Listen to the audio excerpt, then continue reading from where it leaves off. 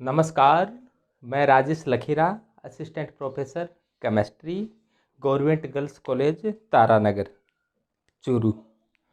आज अपना टॉपिक है नील्स बोहर का परमाणु मॉडल।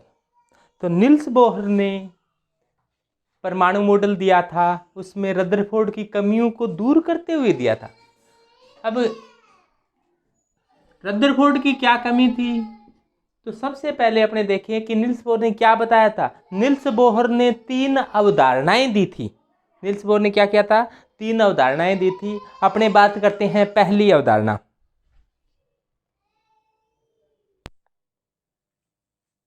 नील्स बोहर ने पहली अवधारणा में क्या बताया कि परमाणु में इलेक्ट्रॉन नाभिक के चारों ओर चक्कर लगाता हुआ अपनी ऊर्जा का उत्सर्जन या अवशोषण नहीं करता है। जैसा रदरफोर्ड ने बताया था कि रदरफोर्ड ये नहीं बता पाया कि इलेक्ट्रॉन है वो ऊर्जा का उत्सर्जन करता है कि, तो उसके अनुसार ये सर्पिलाकार गति धारण कर लेनी चाहिए थी रदरफोर्ड के अनुसार, और नाभिक के अंदर समा जाना चाहिए था। लेकिन नील्स बोहर ने बताया कि परमाणु में इलेक्ट्रॉन ऊर्जा का उत्सर्जन नहीं करता है और अवशोषण भी नहीं करता है।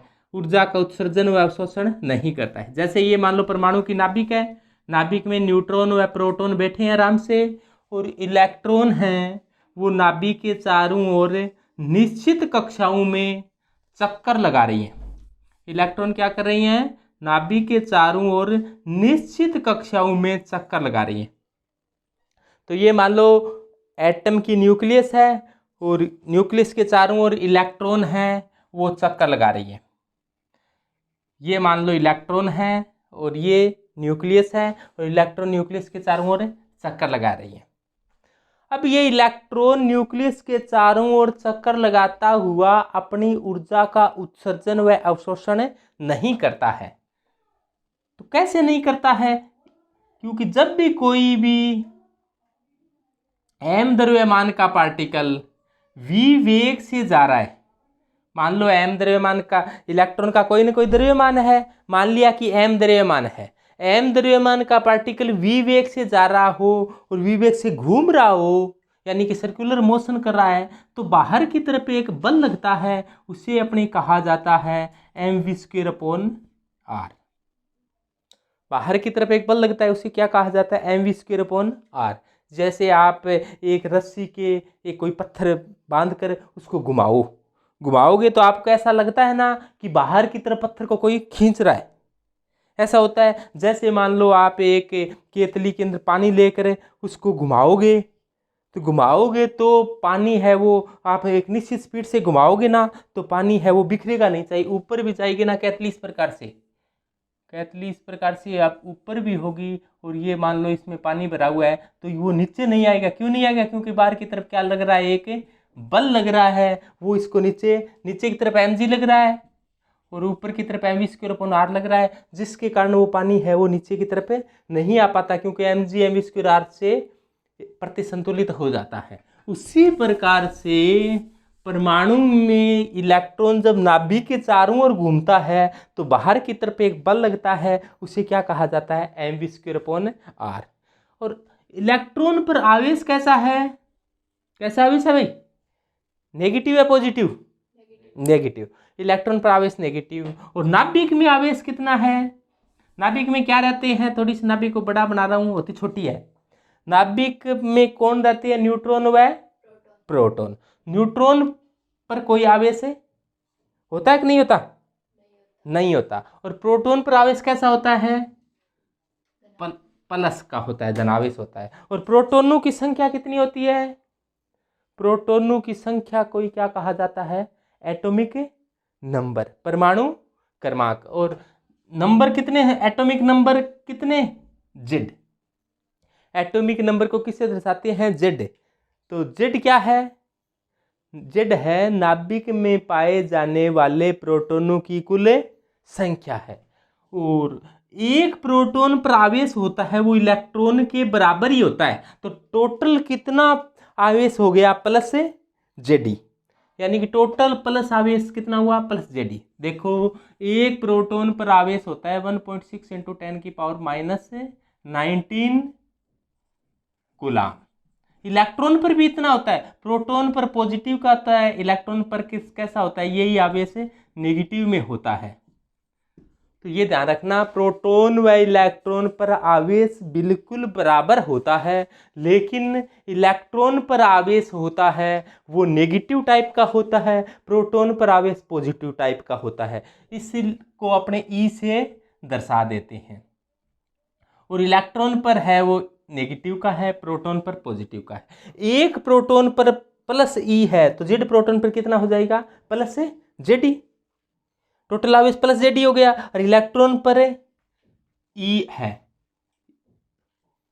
अब देखो प्लस और माइनस है वो कितनी दूरी पर है, ये मान लो कि परमाणु की जो त्रिज्या है वो मान लिया कितनी है, आर है। परमाणु की त्रिज्या कितनी है, आर है।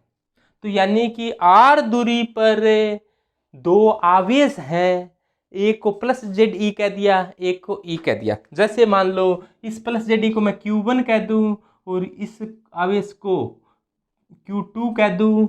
आपने कूलाम का नियम पढ़ा होगा। कूलाम ने क्या बात बताई थी, कूलाम ने ऐसा कहा था कि यदि दो आवेश Q1 व Q2 आर दूरी पर हो तो उनके बीच में एक बल लगता है। यदि समान आवेश हो यानी कि प्लस प्लस के हो तो उनके बीच में रिफ्लेक्शन फोर्स लगता है। यदि असमान आवेश हो यानी कि प्लस माइनस के हो तो उनके बीच में एक अट्रैक्शन फोर्स लगता है, जिस बल को कूलामीय बल कहा जाता है। जैसे मान लो ये प्लस का है, ये माइनस का है, क्योंकि ये देखो अपने प्लस का है, ये माइनस का है। आर दूरी पर है तो बल है वो आवेश के गुणनफल के समानुपाती होता है और बीच की दूरी के व्युत्क्रमानुपाती होता है, बीच की दूरी के वर्ग के व्युत्क्रमानुपाती होता है। इस दोनों को अपने एक साथ लिखें तो Q1 Q2 अपॉन आर की स्क्वायर, और समानुपाती का निशान जब जब हटाया जाता है तब तब एक क्या लगाया जाता है, नियतांक लगाया जाता है। और अपने यहाँ पर क्या नियतांक लगा दें कि Q1 Q2 अपॉन आर की स्क्वायर। और इस बल को कौन सा बल कहा जाता है, कूलामीय बल कहा जाता है। यह कूलामीय बल क्या बात बताता है कि यदि कोई भी दो आवेश होगा उनके बीच में आकर्षण या प्रतिकर्षण का बल लगेगा, वो बल है वो दोनों आवेशों के गुणनफल के समानुपाती होगा और उनके बीच की दूरी के वर्ग के व्युत्क्रमानुपाती होगा। और इनको दोनों को एक साथ रख लिया, समानुपाती का निशान हटा दिया तो एक नियतांक लगा दिया। इस बल को कौन सा बल कहा जाता है, बोलो, कूलामीय बल। Very good. तो इस बल को कूलामीय बल कह दिया। और के एक नियतांक है, के है, के एक नियतांक है जिसका मान कितना होता है, के का मान याद है क्या बच्चों, के का मान भूल गए हैं। इसका मान होता है 9 × 10 की पावर 9, 9 × 10 की पावर 9। कोई बात नहीं, धीरे धीरे याद हो जाएगा। आपको कल एक सारणी याद करने के लिए दी थी, उसमें सभी मात्रक थे, वो याद कर लेनी चाहिए थी। के का मान 9 × 10 की पावर 9, तो ये के का मान है। अब के का मात्रक भी बता सकते हो क्या, यूनिट। मात्रक का मतलब जैसे द्रव्यमान को अपने मापते हैं किलोग्राम में, समय को सेकंड में, धारा को एम्पियर में, पदार्थ की मात्रा को मोल में, ताप को केल्विन में, ज्योति तीव्रता को कैंडिला में। इसी प्रकार के को किस में मापेंगे, इधर देख लो। के को मापने के लिए आप कोई सूत्र ध्यान है ना आपके, तो आप मात्रक है वो आसानी से लिख सकते हो। कैसे, क्योंकि अपने को पता चला कि एफ बराबर क्या होता है, एफ बराबर होता है, एफ फोर्स है, एफ बराबर होता है के Q1 Q2 अपॉन आर की स्क्वायर। ऐसा गुलाम ने बताया था। अपने को के का मात्रक चाहिए तो के को एक तरफ रख लो, बाकी सभी को एक तरफ ले जाओ। तो एफ इंटू इधर आर की स्क्वायर को इधर ले जाओगे तो गुणा में आएगा, और Q1 Q2 को इधर लाओगे तो बट्टा में आ जाएगा। तो ये किसके बराबर आ जाएगा, के बराबर। यानी कि इसका मात्रक होगा वो के मात्रक के बराबर होगा। और एफ का मात्रक बोलो, बल का मात्रक है न्यूटन, वेरी गुड। बल का मात्रक न्यूटन, दूरी का मात्रक है, दूरी का एसआई मात्रक है मीटर, और दूरी की स्क्वायर है तो क्या हो जाएगा मीटर की स्क्वायर। और क्यू आवेश, आवेश का मात्रक क्या होता है कुलाम, वेरी गुड। तो कुलाम, तो क्या हो जाएगा कुलाम इंटू कुलाम, तो कुलाम की स्क्वायर, तो मात्रक हो जाएगा न्यूटन इंटू मीटर की स्क्वायर अपॉन कुलाम की स्क्वायर के का मात्रक। तो आपसे पूछ लिया जाए के का मात्रक क्या होगा, तो आप ये सूत्र ध्यान है तो आप उसी समय निकाल लेना, वैसे याद रखने की आपको आवश्यकता नहीं है। ये तो याद होना ही चाहिए कि बल का मात्रक न्यूटन होता है, दूरी का मात्रक मीटर होता है।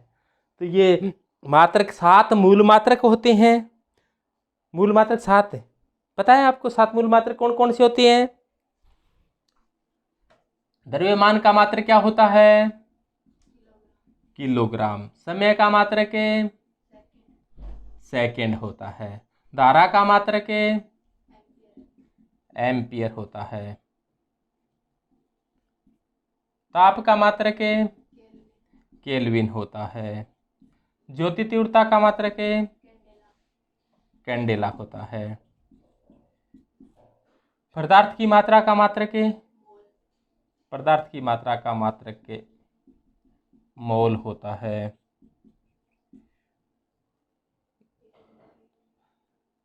लंबाई का मात्रक तो 7 मूल मात्रक हो गए क्या? तो ये 7 मूल मात्रक होते हैं।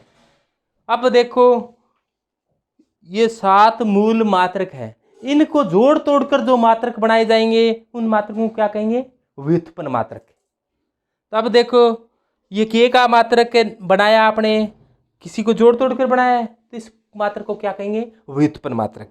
धीरे धीरे सब ध्यान में आ जाएगा, आप बस पढ़ते जाओ, टेंशन ये मत लो कि हमारी समझ में नहीं आया, देखते जाओ। तो इस मात्रक को क्या कहेंगे अपने मूल मात्रक, और इसको जोड़ तोड़ कर बनाएंगे उस मात्रक को क्या कहेंगे व्युत्पन्न मात्रक। और दो होते हैं पूरक मात्रक। पूरक मात्रक कौन से होते हैं? पूरक मात्रक रेडियन और स्टेरेडियन। रेडियन किसका मात्रक होता है? कोण का मात्रक होता है। और स्टेरेडियन घन कोण का मात्रक क्या होता है? स्टेरेडियन होता है। तो ये 7 मूल मात्रक, ये 2 पूरक मात्रक और इनको जोड़ तोड़ कर बनाएंगे उन मात्रकों को व्युत्पन्न मात्रक कहेंगे। जैसे कार्य का मात्रक क्या होता है? कार्य का मात्रक जूल। और जैसे ऊर्जा का मात्रक है जूल। कार्य और ऊर्जा का एक ही मात्रक होता है। दाब का मात्रक है, दाब का मात्रक पास्कल होता है। तो ये एसआई पद्धति में एसआई मात्रक है। एसआई का मतलब system of international. System of international 1960 में बनी थी। उसमें बताया गया कि पूरे विश्व के अंदर मात्रक पद्धति है वो एक जैसे ही होनी चाहिए। मात्रक अलग अलग होने से व्यापार में दिक्कत आती है। जैसे अपने लंबाई को मीटर में मापना चाहिए, कई जगह लंबाई को फुट में मापते हैं, कई जगह गज में मापते हैं, कई जगह इंच में मापते हैं, कई जगह सेमी में मापते हैं। तो जिसके कारण क्या होती है दिक्कत होती है। तब एसआई पद्धति सिस्टम ऑफ इंटरनेशनल क्या कहती है कि लंबाई को किस में मापो? मीटर में। जैसे द्रव्यमान को किलोग्राम में मापते हैं। आपको पहले पता होगा कि द्रव्यमान को शेर में मापते थे द्रव्यमान को। और जैसे इंग्लैंड जैसे देश है उनमें द्रव्यमान को आज भी पौंड में मापा जाता है। अपने पहले शेर में और भी द्रव्यमान के रत्ती है, बहुत से मात्रक होते हैं, लेकिन अब द्रव्यमान को कह दिया भी किलोग्राम में मापो, जिससे क्या हो गया अंतर्राष्ट्रीय व्यापार है वो आसान हो गया। तो एसआई पद्धति में ध्यान रखना है। अपने पढ़ रहे थे निल्स बोहर की प्रथम अवधारणा, तो इस पर थोड़ा सा दोबारा से फोकसित करो। तो एक बार दोबारा से देखो, परमाणु के अंदर एक नाभिक पाई जाती है, ये मान लो नाभिक है। नाभिक में क्या पाए जाते हैं? प्रोटॉन पाए जाते हैं। एक प्रोटॉन पर आवेश कितना होता है? +E, इलेक्ट्रॉन के बराबर। और नाभिक में कितने प्रोटॉन पाए जाते हैं? जितने भी प्रोटॉन पाए जाते हैं, मान लो कि कितने प्रोटॉन पाए जाते हैं, जेड प्रोटॉन पाए जाते हैं, तो नाभिक में कुल आवेश कितना हो गया, एक प्रोटॉन पर ई, तो जेड प्रोटॉन पर जेड ई आवेश हो गया। और नाभिक के चारों ओर चक्कर कौन लगा रहा है, ये लगा रहा, और ये कौन है, इलेक्ट्रॉन है। तो इलेक्ट्रॉन नाभिक के चारों ओर चक्कर लगा रहा है। और इलेक्ट्रॉन पर आवेश कितना होता है, इलेक्ट्रॉन पर आवेश माइनस ई होता है। प्रोटॉन पर आवेश प्लस ई होता है। नाभिक में जेड प्रोटॉन है और एक इलेक्ट्रॉन की बात की है तो एक ई कह दो या ई कह दो सीधा। और इनके बीच की दूरी कितनी है, आर दूरी है। तो जब ये घूमेगा तो बाहर की तरफ तो एम द्रव्यमान का इलेक्ट्रॉन है, वी वेग से जा रहा है, तो बाहर की तरफ बल लगेगा, उसको क्या कहेंगे, M V square upon R. और अंदर की तरफ बल लगा है, उसको क्या कहा है, अंदर की तरफ वाले बल को, बाहर की तरफ वाला ये हो गया, अंदर की तरफ वाला क्या हो गया, क्योंकि ये प्लस है और ये माइनस है, प्लस माइनस को आकर्षित करेगा, तो एक बल अंदर की तरफ भी लगेगा और ये अंदर की तरफ आकर्षण का बल लगेगा, वो कितना होगा, ये होगा कि F बराबर है के Q1 Q2 अपॉन आर की स्क्वायर, यही होगा। देखो ध्यान से, F बराबर के Q1 इसको कह दो, Q1 कितना है प्लस जेड ई, Q2 कितना है ई अपॉन बीच की दूरी आर है तो क्या आ जाएगा, आर की स्क्वायर। तो F बराबर हो जाएगा, कितना हो जाएगा भाई, F बराबर के जेड ई, और ई को गुणा करेंगे तो ई की स्क्वायर, ये प्लस का है ये माइनस का है, तो प्लस माइनस का गुणा होगा तो निशान कैसा आएगा, माइनस का आएगा। और बीच की दूरी क्या है, आर है तो आर की स्क्वायर। ये इतना बल तो अंदर की तरफ लग रहा है और इतना बाहर की तरफ लग रहा है, बाहर की तरफ ये, अंदर की तरफ है ये, और ये एक दूसरे के, निल्स बोहर क्या कहता है, ये एक दूसरे के बराबर होते हैं, यानी कि ये वाला और ये वाला एक दूसरे के बराबर है। तो मैं यहाँ लिख देता हूँ कि M V square upon R किसके बराबर है, K Z E square upon R की स्क्वेयर, इसी के बराबर है, ये इसके बराबर है, लिख दिया।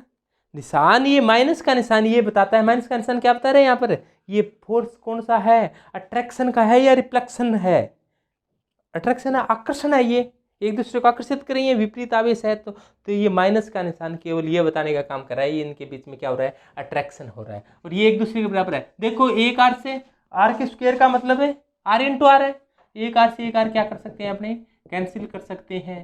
तो एम वी स्क्वायर बराबर क्या हो जाएगा, K Z E square upon R.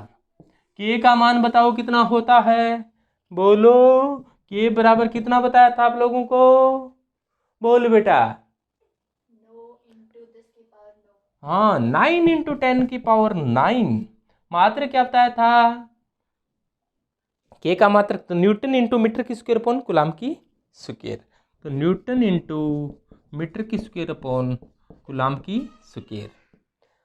K का ये मात्रक है एम के पत्ती में, एसआई पत्ती में है, और के का मात्रक सीजीएस पत्ती में एक होता है, ये ध्यान रखना, के का मात्रक ये है, वो एम के पत्ती में तो 9 इंटू 10 की पावर 9 होता है, लेकिन सीजीएस पत्ती में इसका मान 1 होता है।